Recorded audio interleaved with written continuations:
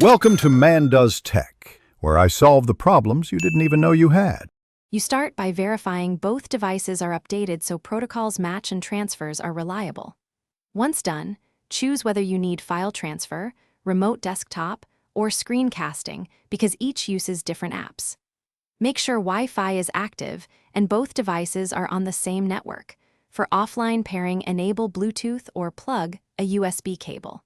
You'll also enable developer or sharing settings if required. This first step reduces friction and prepares you to establish an actual link between your Chromebook. Now you execute the core action, transfer or remote access.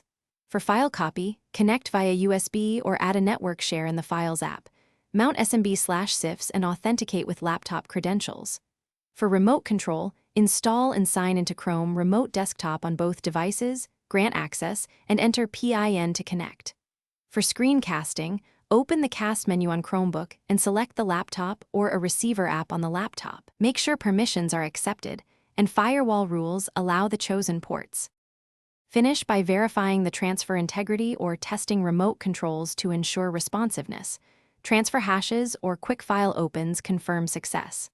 Once stable, tweak display scaling, audio routing, and sleep settings so the connection stays active.